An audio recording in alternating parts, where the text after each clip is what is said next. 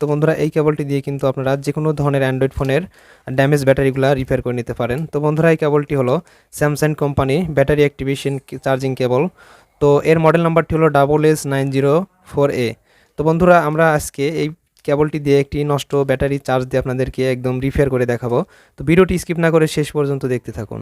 বন্ধুরা আমরা প্যাকেট থেকে কেবলটি বের করব। তো আমরা এই কেবলটিতে দেখতে পারছি এখানে কিন্তু একটি ইউএসবি পোর্ট লাগানো আছে। তো এখানে কিন্তু দেখে লেখা আছে ফর অ্যান্ড্রয়েড। তো যে ব্যাটারিগুলো অ্যান্ড্রয়েড ফোনের বা স্মার্টফোনে ব্যবহার হয়ে থাকে তো প্রত্যেকটা ফোনের কিন্তু পোর্ট এখানে পেয়ে যাবেন।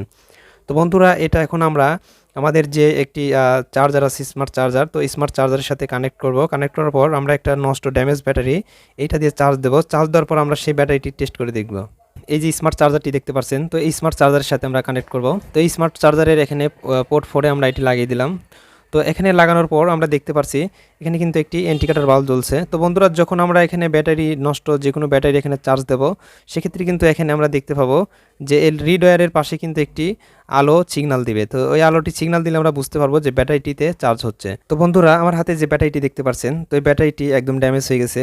তো আমরা এখন মাল্টিমিটার দিয়ে ব্যাটারিটি ভোল্টেজ আপনাদের মাঝে দেখাবো যে একদম ড্যামেজ ব্যাটারি। তো এই ড্যামেজ ব্যাটারিটি এখন আমরা পরিমাপ করব। এখানে একটি ডিজিটাল মাল্টিমিটার নিয়েছি আর এখানে আমরা ব্যাটারি নেগেটিভ এবং পজিটিভ সাথে ধরবো।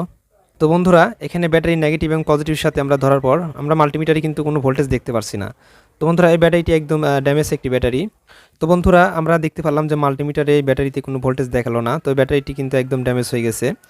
তো এখন আমরা এই যে চার্জিং আমরা ইউএসবি কেবলটি লাগাইলাম। তো এখানে আমাদের যে সকেটগুলো আছে তো সেই সকেটের সাথে কিন্তু ব্যাটারির এই সকেটটা মিলায় লাগাতে হবে। তো আমরা এখানে এই মডেলের সকেটটা দেখতে পাচ্ছি এখানে যে 12 নম্বর পিনটি দেওয়া আছে। তো এই 12 নম্বরের সাথে এটি অ্যাটাচড হবে। তো আমরা এখন এখানে লাগাবো। তো বন্ধুরা এখানে লাগানোর পর আমরা কিন্তু দেখতে পাচ্ছি এখানে একটি গ্রিন এলইডি জ্বলে গেছে। এখানে রিড ওয়্যারটি ছিল এটি বন্ধ হয়ে কিন্তু গ্রিন এলইডিটি জ্বলছে। তার মানে এই ব্যাটারিটিতে এখন চার্জ হচ্ছে। তো এখন আমরা যে স্মার্ট চার্জারটি লাগাইছি তো সেটিতে যদি দেখি, তো বন্ধুরা আমরা এখানে দেখতে পাচ্ছি স্মার্ট চার্জারে এখানে কিন্তু 4 নাম্বার পোর্টে যে আমরা লাগাইছি এখানে 4 নাম্বারটি ইন্ডিকেটর শো করছে। আর এখানে আমরা দেখতে পাচ্ছি 1.78 এম্পিয়ারে কিন্তু আমরা যে ব্যাটারিটি লাগাইলাম তো সেই ব্যাটারিটি চার্জ হচ্ছে। তো আমরা এই ব্যাটারিটা 2 থেকে 3 মিনিট চার্জ দেবো। চার্জ দেওয়ার পর আমরা ব্যাটারিটা আবার মাল্টিমিটার দিয়ে টেস্ট করব। তো বন্ধুরা আমরা এই ইউএসবি কেবলের মাধ্যমে এই ব্যাটারিটা চার্জ দিলাম 2 থেকে 3 মিনিট। তো এখন আমরা ব্যাটারিটি খুলবো। তো ব্যাটারিটি এখান থেকে খোলার পর আমরা মাল্টিমিটার দিয়ে টেস্ট করব। তো বন্ধুরা এখন আমরা যদি ব্যাটারিটা পরিমাপ করি, তো বন্ধুরা ব্যাটারির আমরা নেগেটিভ এবং পজিটিভ ধরার পরে আমরা মাল্টিমিটারে দেখতে পারছি 3.7 ভোল্ট দেখাচ্ছে। তো বন্ধুরা তখন কিন্তু আমরা এই ব্যাটারিটি দেখতে পারলাম তখন কিন্তু 0 ভোল্টেজ ছিল। তো এখন কিন্তু ব্যাটারির ভোল্টেজটি ঠিক হয়ে গেছে।